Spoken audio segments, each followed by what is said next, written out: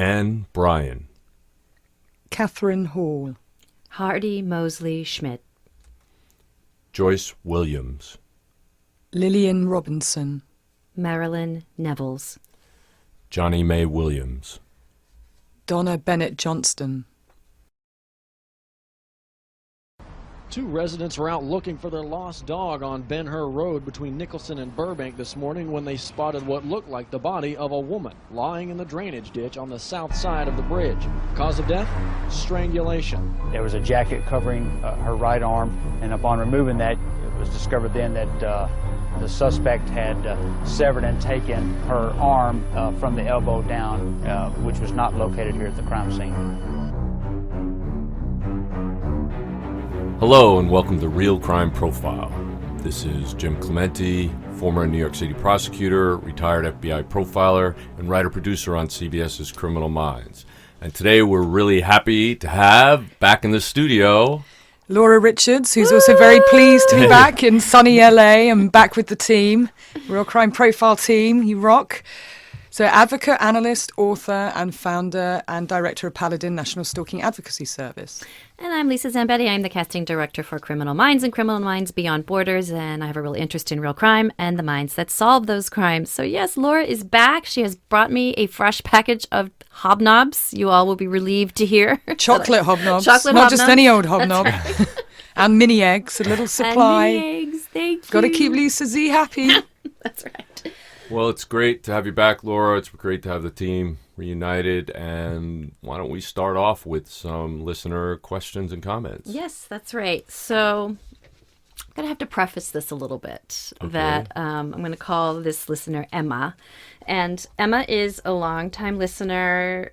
She's very supportive of our podcast, et cetera, et cetera. And she sent me, we had a back and forth exchange yesterday that got a little interesting. And I just want to hear what your reaction is to what she has to say. Okay. I know. This is like a big wind up. All right. Listen, I don't think I need to tell you this. I think you know already, but you insist on putting down people who use the name of the killer instead of the name of the victims. I don't have a problem with wanting to honor the victims, but geez, please stop acting like you're saints and the rest of us are sinners because we know Ted Bundy but can't name who he killed. I enjoy your show and I overlook some of the things I don't enjoy, but I don't like being put down. I just want to talk about her point of, do we do that? Do you think that we put down people, for not knowing the names of the victims, and are we blaming No, the people whole who are reason listening? for our podcast is to educate people about the names of the victims because they never get promoted on TV or the radio or whatever. So that's all. We're not putting people down because they know the offender. We're just not giving the offender any more light of day. Or airtime or airspace. And, I've just literally run a training session in London talking to police and others in my session. And actually all of them in the class agreed. All my slides show the faces of the victims and not of the perpetrator because we do think they get memorialised and a lot of them are seeking attention and they're looking for that platform and they want the notoriety. Right. And in fact, we're going to talk about a case where that's exactly what he wanted and he had a God complex. So it's much more about, when we think about cases, people do tend to think about the perpetrator and it's their face and their name that comes into people's minds. And we want to correct the balance or redress it Right. and make sure people understand who the victims were who were targeted, get out of the blame storming and, blaming victims for, well, what did they do? Where did they go? What did they wear? Who did they speak to? This kind of culture. And really understand the victimology. And that's a really important part of both what Jim and I do in our professional everyday. Right. And the thing is, for our listeners, just so you understand the genesis of that, is that these are how the cases come to us. Victims get killed. We learn about the victims. Victimology is the first thing that we look at. We learn everything we possibly can about the victims because it reflects back. The victim choices reflect back on the offender, and that's one of the first steps in profiling an offender. But the entire case, up until there's an arrest made and a conviction, is about the victims for us. That's all. We're not blaming people for knowing names of the offenders.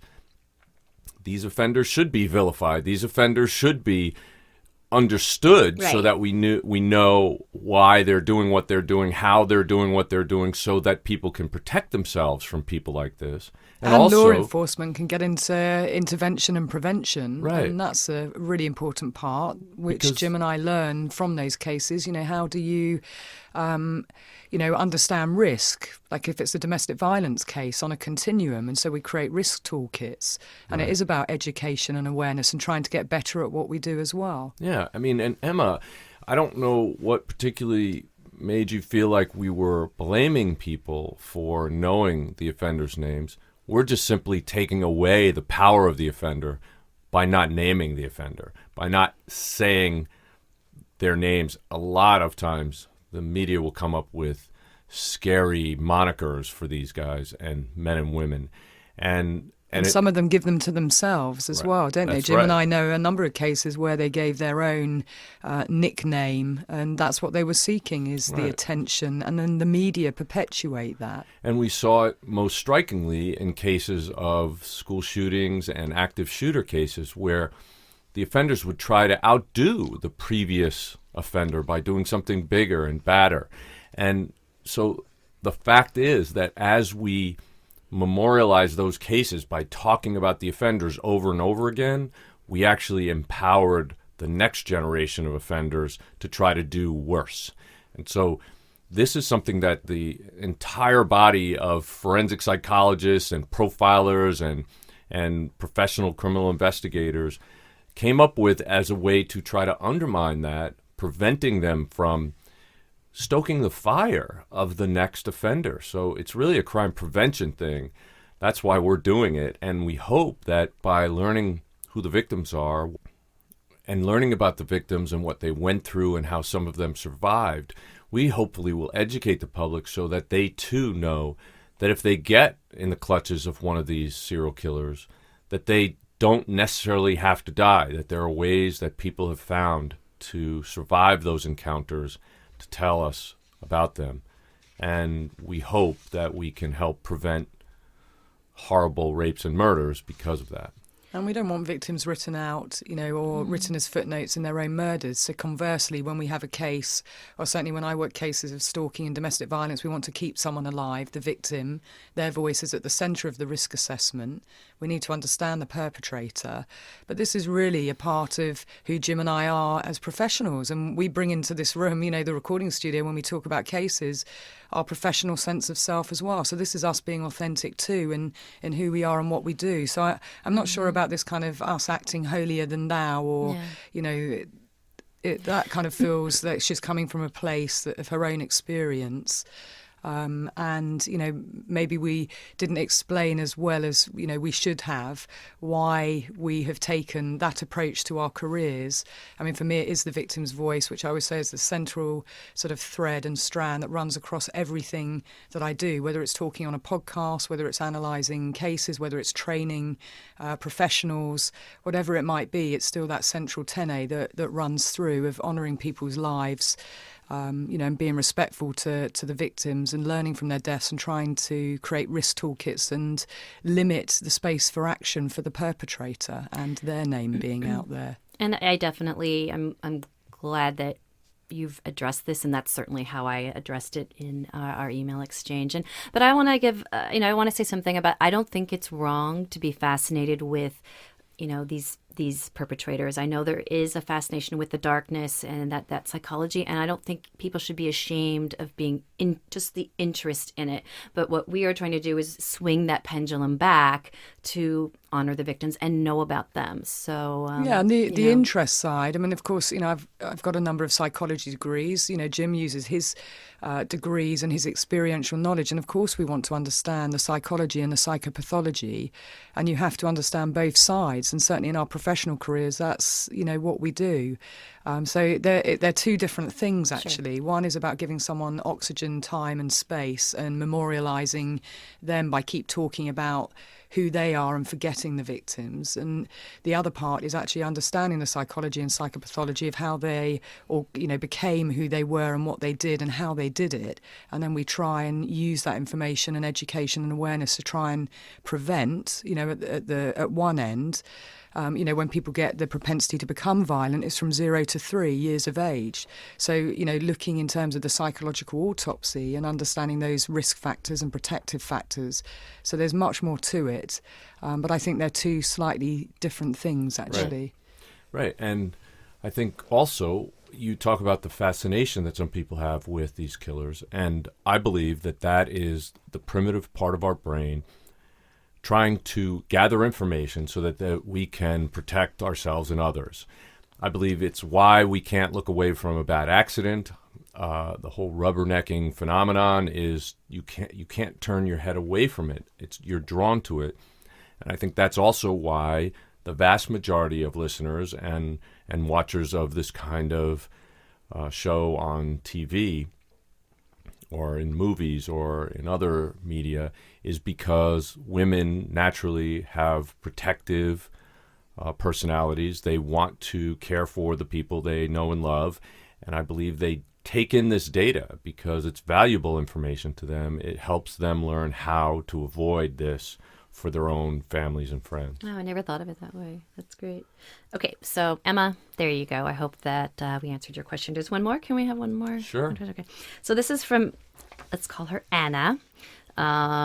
She's a big fan of the podcast. Her question is, would it be possible for Laura or Jim to give any advice to women on what to do if they are ever abducted? I was once stuck in a fake minicab.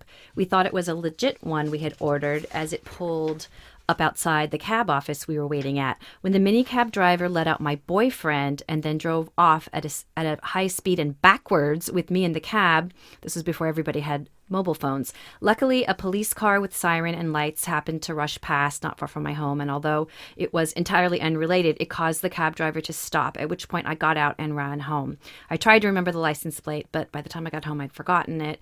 And the point was, while I was in the cab, not only did I kind of freeze, but I was racking my brain to figure out what my best strategy should be. I'd assumed I'd be raped, but I didn't know what to avoid being killed. Should I comply, struggle? Should I say I had a transmittable disease? Or would that mean I'd be more likely to be killed? It'd be great to get some advice. Best wishes and keep up the good work, Anna. Well, Anna, that's a very good question and a very difficult question. There are a spectrum of different offenders. I will say the most basic truism about this is that if someone is trying to move you to a secondary location, the risk of you being hurt and or killed goes up dramatically. So anything you can do, even jumping out of a moving vehicle, is safer than going with someone to another location. You should kick and scream and bite and claw and poke eyes out and rip ears off and do everything you possibly can to get away from anybody who is trying to get you to another location. Period. There is nothing you should do short of losing your life to get away from that person. And that's because it is such a grave risk. So that's the first thing you should know. Laura? Well, I was going to say that actually I was on the plane coming back out here, and actually someone did disclose to me a very similar situation as to what has just been described. And actually it was this particular person, and I won't say who it is, of course, but she was in a taxi, and we have a very high-profile case at the moment going through the Royal Courts of Justice, a human rights case and a case about whether the Metropolitan Police failed because a taxi driver was picking up young girls and women outside of clubs and bars, and then he was driving them off and raping them. And this particular lady told me that she had managed to escape, and the police didn't come and talk to her until 3 months after, even though she did, after she had escaped, manage to flag down a police officer and tell him what had happened. But my question to her was, at which point did you realise you were in danger? And she said that when she got into his taxi, he started asking a lot of questions, and he was obviously trying to gauge how much she had drunk, where she was going, who was waiting for her. He was kind of compliance checking. And I said, so what was it about him? She said, well, it was when he offered me a glass of vodka. He was offering drinks, and he started to smoke. He lit up a spliff, and the interest that he was paying in her, everything, all her senses were saying, I've got to get out this taxi and I've got to do whatever it is to get out of here.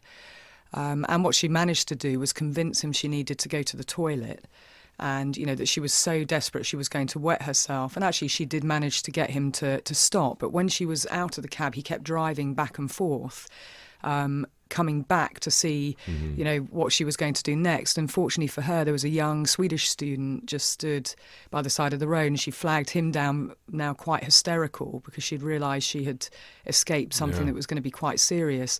They spoke to a police officer, but the police officer was very dismissive, as if it was just a nothing. And I think everything that she was describing to me was about her instinct. And I always say, and we say it at Paladin, and, you know, we say it time and time again, trust your instinct. Yeah. If something feels wrong, it normally is. Whatever you have to do, as Jim said, whether you have to physically fight, you know, fingers, thumbs in eyes, whatever it is to not be transported from A to B, then do that. The flip side of that is every perpetrator is different, in the sense that, you know, I've certainly worked rape cases where with one victim, she wasn't physically and violently assaulted in her face, but another victim was, where she had to have facial reconstruction. So the police kept saying they're different, they've been attacked by different people. And I said, no, the compliance aspect is what's different. One fought back and the other one didn't. The one who didn't fight back, you know, did not need reconstructive surgery, and she was raped, and, you know, for her, that was her way of managing the situation, but she was taken at gunpoint. So we go again back to the issue that if someone's trying to transport you and they're using a weapon, and particularly a gun, you have, you know, a split second really to do something, you know, in terms of being able to get away.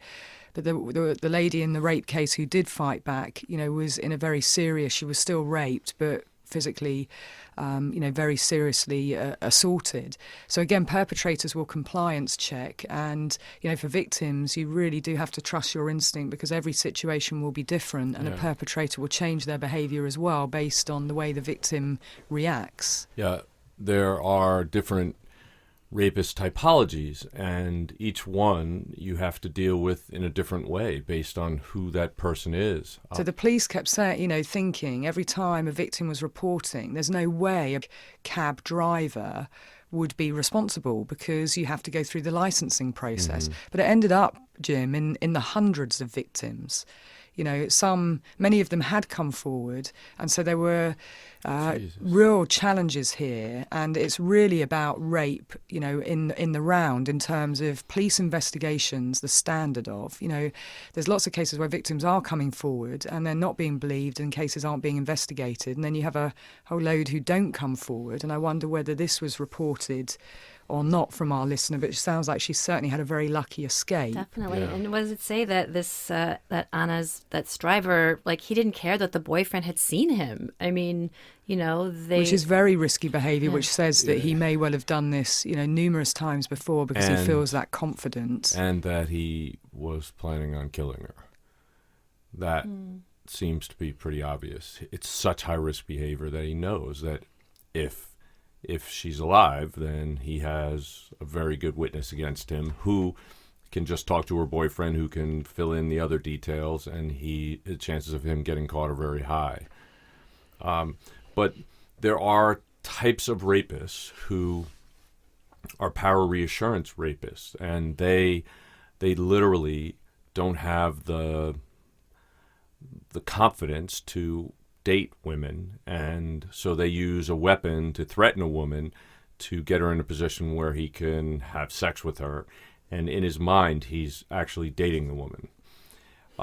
That person will typically say things that are consistent with having a date. They typically won't use violence, and they will use violence to threaten to get control, but they won't actually use violence during the course. Well, of course, all rapes are violent crimes, but they won't use additional violence, and usually the weapon is only to control the woman.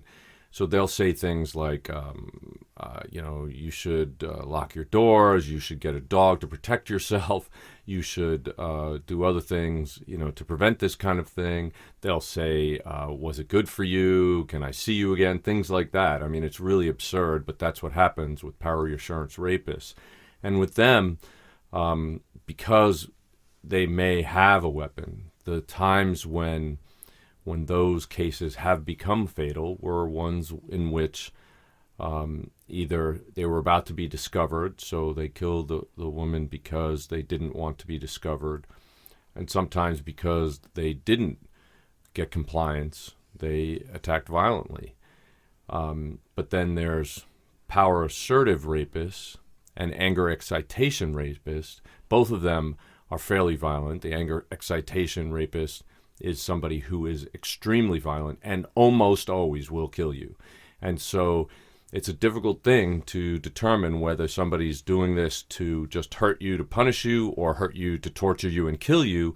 So if somebody starts out violent, chances are they're going to get more violent.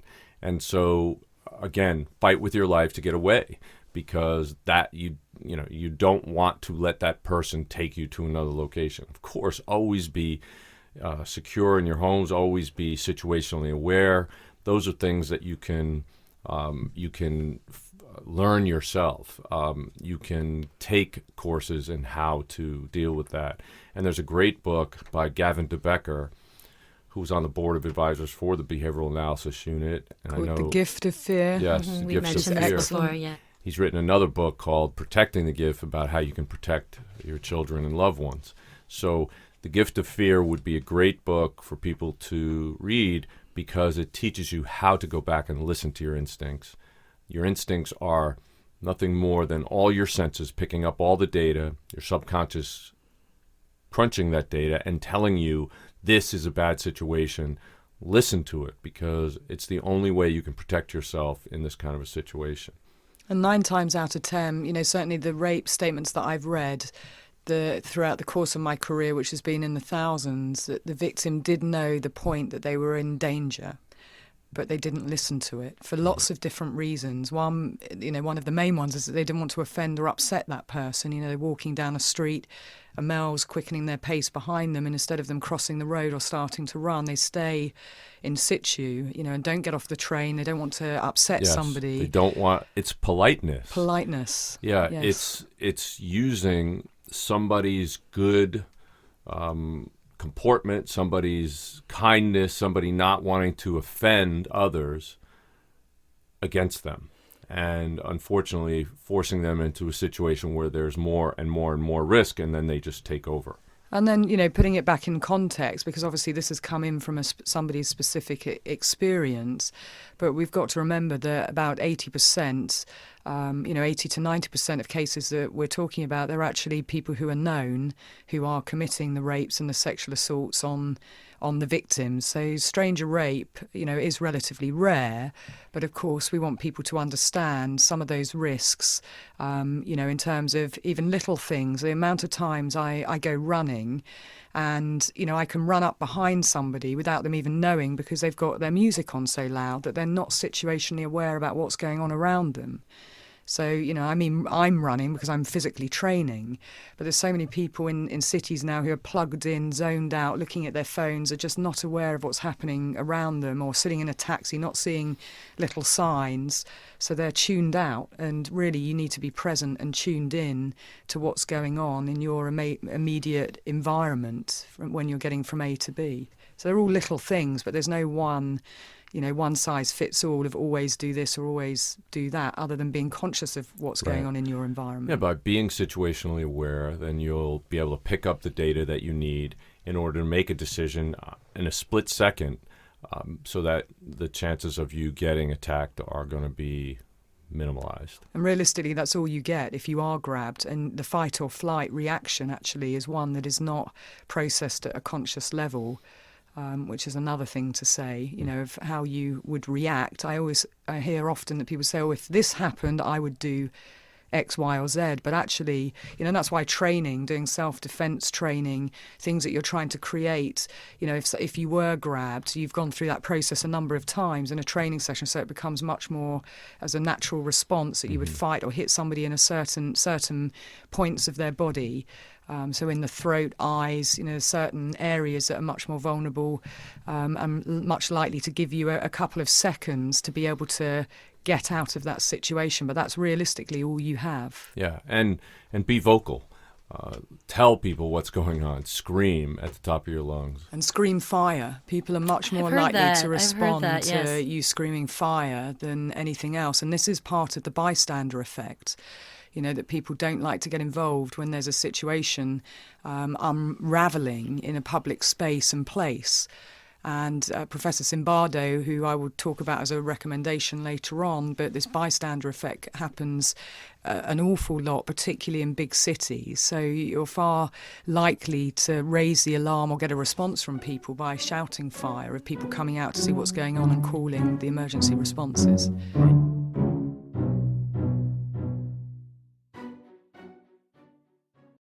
Hello, it's Jim Clemente and Francie Hakes with a special message about a new show that I'm hosting on Wondery called Locked Up Abroad.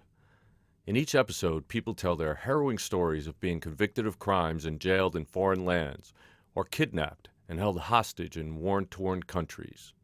These are definitely worst-case scenarios. They're truly frightening situations. Yes, no best cases here. But it is fascinating to hear how they manage to survive these ordeals.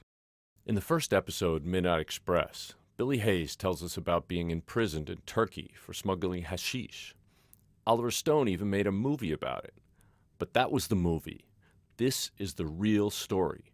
I even had the chance to interview Billy Hayes recently, and he told me the whole story behind the story of how he escaped a Turkish prison. He even told me that he went back to Turkey years later. You have to hear his story to believe it. And now, in his own words, here is Billy Hayes. This was an 82-year-old woman who had been brutally attacked, and the things that had been done to her were unbelievable. Police had no clue as to what any motive would be or why anybody would want her dead. It was a mystery at that time. This next segment of our coverage of the Bayou killings is about a killer who killed at least 8 women that we know about, and we'll call him SG. This guy was a very heinous killer. I don't know how you felt about him, Laura, but I found his personality, his methodology, and the way he actually dealt with his victims to be one of the most reprehensible killers I've ever studied. We want to warn people that there may be some graphic content to this particular pod, so just to warn you. Yeah, certainly talking about, you know, what he did to the women that he targeted. And I think, you know, when we were talking earlier, we talked about, you know, people's psychopathology, and when you track his back and see some of the early life experiences, which are not an excuse for what he's done, but they explain some of the things that he's done, but certainly targeting women and objectifying them in such a way in his fantasy and reality. So we're going to get into that. But I think, you know, at the start point of one of the victims, which, you know, we know that there are at least 8 of them across a 10-year period. And, you know, there's some interesting, what we would call hiatus periods in his, or the alleged hiatus periods, because we don't know for sure, but periods where he seemingly stopped offending and was sort of practicing and trialling different weapons of choice. So it was a very conscious process of what he was doing, and decided to use things in his everyday life like zip ties to be able to kill women. So I think, you know, we should probably start by talking about the first case, the first victim, Anne Bryant, who he targeted first off, who was actually 81 years of age. 81. Helpless in a nursing home. I mean, it's just vulnerable and almost, you know, a sitting duck to a stalker and a prowler and a predator like him, but really a case that should have been set off serious alarm bells right from the start. right. Given that her situation, you know, being in the nursing home, which, you know, 81 and having been a mother, and she was a grandmother, you know, really does the targeting here, and the fact that he was watching her and had been outside her window watching her, and goes into her the place where she should be safest, Right. and where other people are around too. Right. It's an incredibly high-risk situation, isn't it, Jim? Absolutely. I mean, he started with what we see as one of the precursor crimes, voyeurism. He watched her. She was not bothering anybody. She couldn't have been more, docile. She was an artist, musician. She liked playing bridge with her friends. I mean, just, was living in the safety of this community. And this gives us our first indication of the psychopathology of the offender. He is picking out a very vulnerable victim in a situation where she was completely helpless. He was exploiting her by voyeuristic crimes before he actually entered, and obviously she was a trusting woman. He tried her door, and it was unlocked, and he just walked right in, and she was asleep. Well, she kept her door open, actually, I read, because they would administer medication to her. They probably all were open. The nurses probably had to have easy access. Which says again about the risk level. Yeah. If people are going into, the nursing staff, etc., going into their rooms, then this is a great risk. And the fact that he'd watched her have a bath and get undressed and he goes in there, not really being able to control the environment, but feeling confident enough. Or maybe he doesn't really know what he's going to do, Jim. Right. He's certainly taking a tremendous amount of risk. So what does that tell us? It tells us that the desire, this need-driven desire that he has, is very, very strong, that he's willing to do this. And it also tells us that he has absolutely no compunction about doing anything he wants to another human being. And I think this is going to play out over and over and over again in his crimes. And we did, just to say, this was a case that we did cover on the show that aired in, which year was it now, Jim? 2014? 14, I think. Killer Profile. Yeah, on Lifetime Movie Network. And you can see episodes of that on YouTube and on Lifetime Movie Network, their website. So we spent a lot of time researching it, but also listening to him on interview. And although we don't want to give oxygen or airtime in terms of giving a platform, actually some of the things that he says that he did or didn't do are kind of interesting discussion points when we think about, what we know about what happened and what he was seeking to achieve. And certainly his version of events is that he went in, he wasn't sure he was going in to rape her. And as he grabbed her, she then started to scream.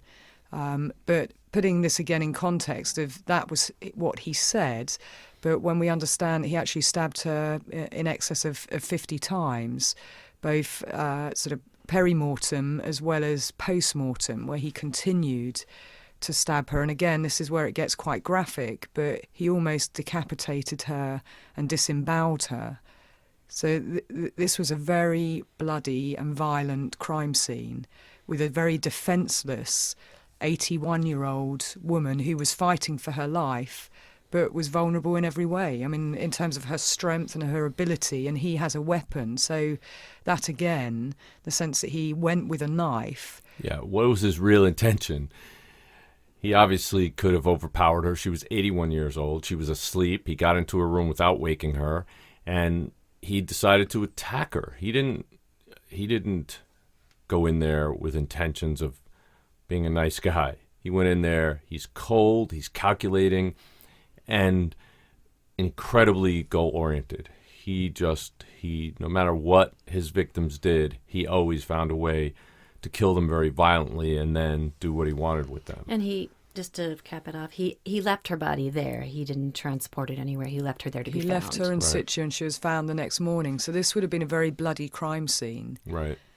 To be stabbed in excess of 50 times, and he left her in situ, and she's found by the nursing staff the next morning, and they raise the alarm. But I mean, this kind of crime, at this time in this place, the location, it being a nursing home, and just the way that she was killed, should have really rung serious alarm bells to law enforcement.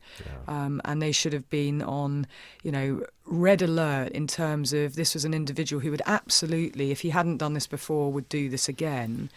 and should be investigating this case as a highest priority. Yeah, absolutely. And they may have, but the next known kill by this offender was 5 years later. And I think it just sort of faded away into the backdrop. After they didn't resolve it right away, it just became sort of another one of their cold cases. And unfortunately, that allowed him to go on and kill and kill and kill and kill. It's just horrible because he was so violent and so incredibly disrespectful to people. But I think this sort of started off his murdering career, and he would learn from it. But of course, he had been offending before. Right. You know, the gateway offences, stalking, being a voyeur, all these other things that he was doing, and viewing pornographic material, very violent pornographic material, and, you know, peeping on and stalking lots of women. But in terms of the murder, it's the first one that we're aware of. And as Jim said, there was this, you know, supposed alleged 5-year hiatus where he is actually practicing across that time methods of kill. So and fantasizing too, I'm sure. Absolutely. And, you know, whether the fantasy and reality were two different things in this situation, I think part of it was about him learning, you know, her screaming loudly and all the things that he thought would happen probably happened quite differently in reality. And he was someone who was trying to look to limit, you know, obviously being caught. He had no intention of being caught. But in that time, he also, in those 5 years, started a relationship with someone called Terry. Mm-hmm. And she becomes significant in a sense because she is almost the smokescreen for him, the distraction of him in this relationship. And I think the relationship is quite significant in many senses and acts as a little bit of a protective buffer for a while, or a protective factor.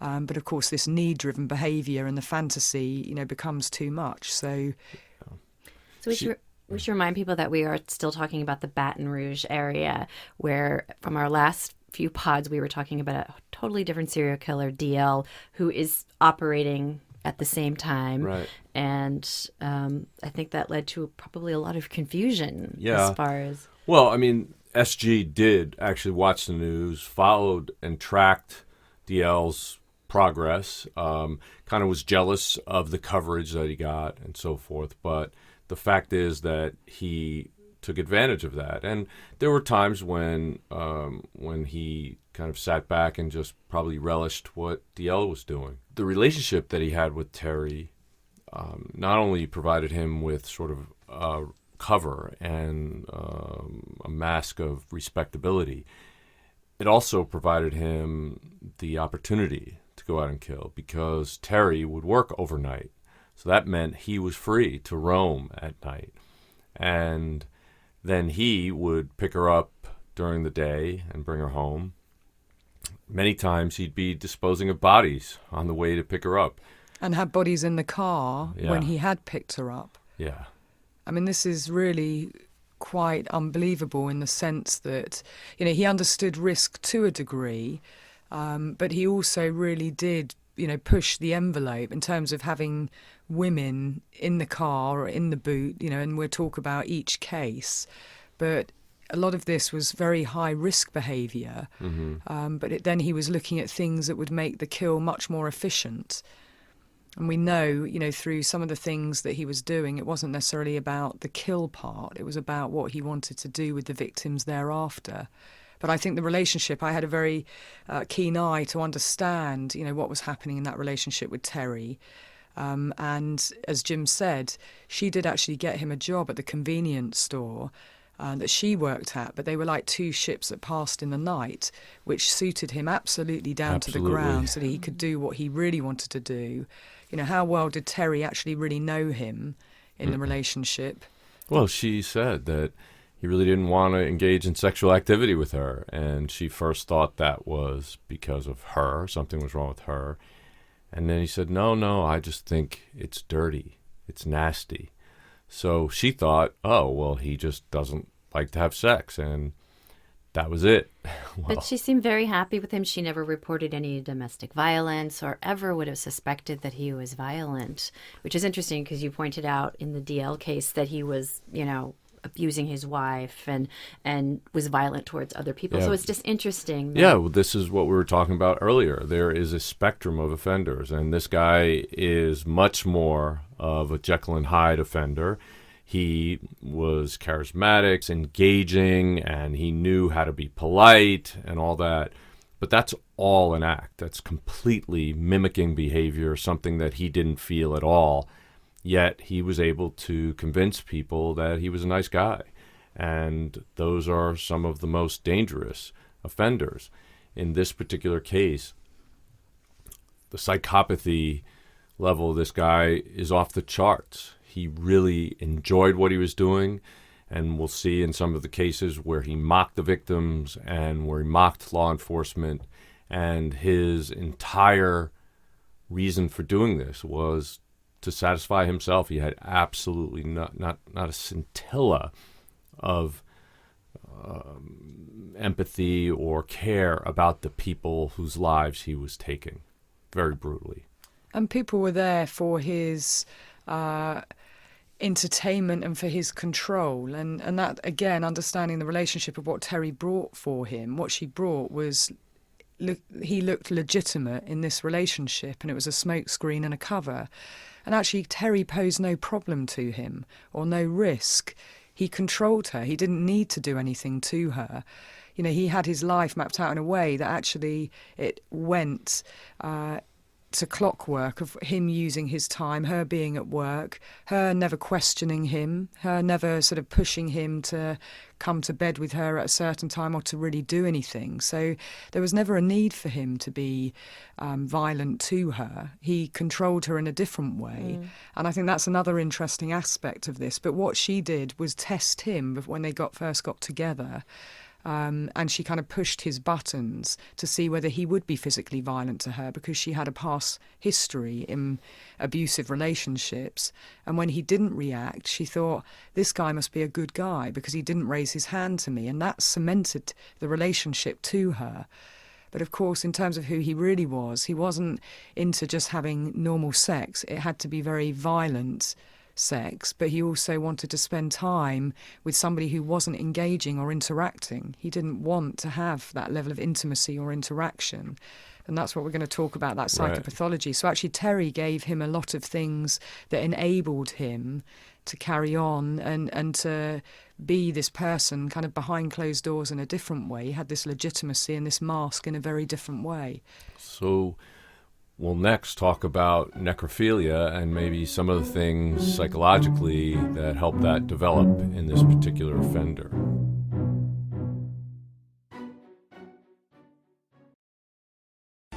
It's a city's worst nightmare. It's an investigator's worst nightmare to know that you have a person that is going around doing these type of horrendous acts to innocent female victims, and what he's capable of. This sick individual is preying in our community, preying on innocent females. So you're thinking, okay, when's the next victim going to happen?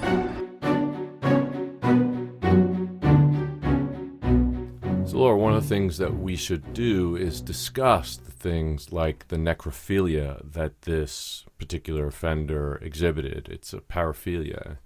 And not many people know what a paraphilia is or even what necrophilia is. So we should definitely discuss that in much more detail in maybe the next pod. Yeah, as we get into the sort of extremes of his behavior with the different victims, I think we're going to find a whole bunch of paraphilias that he exhibited that are going to be quite disgusting. They are. I mean, they're not easy to certainly understand, but when you're exposed to what some offenders do, you know, and we will have to discuss just some of the detail of that, because there was cannibalism here as well. There was a whole spectrum of things that, you know, we would put under the umbrella of a paraphilia. So before we go, do you guys have any recommendations? I definitely have one, because I've been listening to a lot of other podcasts as well, being in London, and there was certainly one that I think is great, and I know you like it too, Lisa. I do, absolutely. Which is the Tim Ferriss Show. Oh, yeah? Yeah, have you listened to it at all, Jim? I haven't yet. I think you would enjoy it. Yeah, I think you'd really like him. I mean, he basically has on lots of very interesting guests and people. He looks for patterns, a bit like what we do, Jim, but he looks for patterns of successful people. So he gets on all these incredible people from different industries who have done amazing things. And he asks very intelligent and smart questions about, their day to day. What do they do in the morning? How do they structure their work-life balance? How did they come upon the thing that they're doing? And, he asks great questions, I have to say, as an interviewer. They're super intelligent, high in EQ, high in IQ, and the people he gets on. There was one in particular, the last podcast I listened to, which he had on Professor Phil Zimbardo. Does that name ring a bell to you? Yes, it does. What context does it ring a bell? Well, I mean, he's one of the great thinkers in psychology, right? Absolutely. And, he's 82 years of age now. Sharp as, attack, and just his incredible wealth of knowledge, but his clarity and his vision and the work that he does is just so fascinating. You'll recall the Stanford prison experiment that he did, right, which was in 1971. Right. And, he wanted to understand psychology and what people's decisions and what would make people do bad things. Right. And if our listeners aren't aware of that, what he did was basically take a group of students and made half of them prisoners and half of them prison guards. And he found that very quickly the part of the population, although it was a mix, the part of that population that became prison guards very quickly became sadistic towards the prisoners in their care. They just looked at them, they objectified them, they thought of them as lesser than them, and then they started treating them very badly. And he was observing it 24/7, this experiment, and he actually had to shut it down because the behaviours became so cruelly intentioned.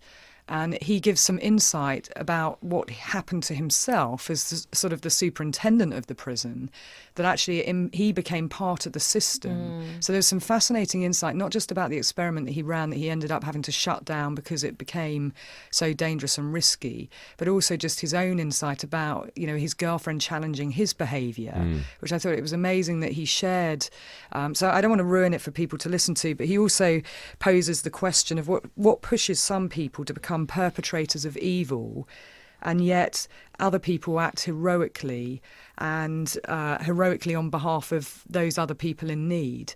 So, he talks about the bystander effect and the origins of evil, and it really is one of the most fascinating podcasts that I've listened to for a while. Wow. So it's called The Tim Ferriss Show? The Tim Ferriss Show. And that in particular one was Professor Phil Zimbardo.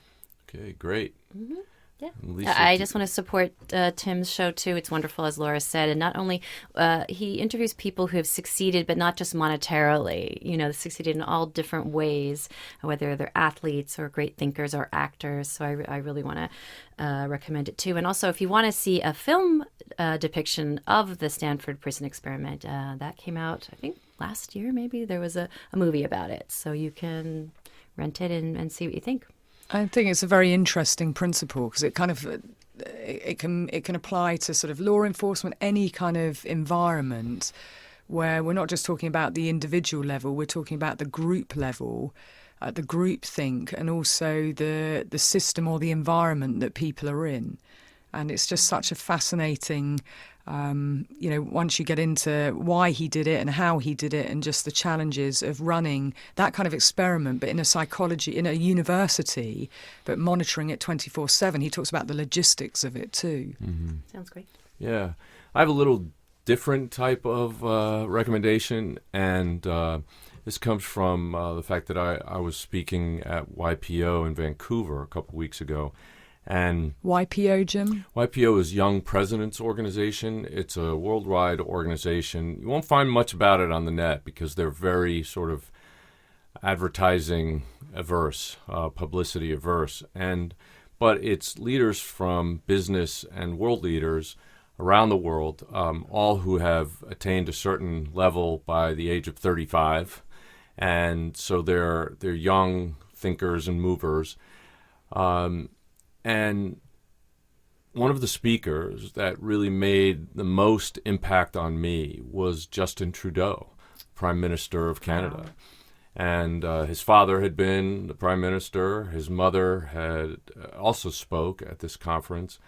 But the thing that Trudeau told the group that really stuck out to me was that the first thing he did in his cabinet was make sure it was 50-50 male-female. How can you possibly represent a country when you don't represent them in the people that you surround yourself with? And so he completely valued the perspective of women, and they're undervalued in politics, they're undervalued in business. So he brought that in immediately. And everything that he said just was so common sense and plain speaking, and he's so human that I would recommend our listeners find any speeches that he made and follow him, because I really think that he is an incredibly gifted leader, and I really wish he could be the supreme Allied commander of the world, because he really has an amazing, inclusive way of governing that I think should be modeled around the world.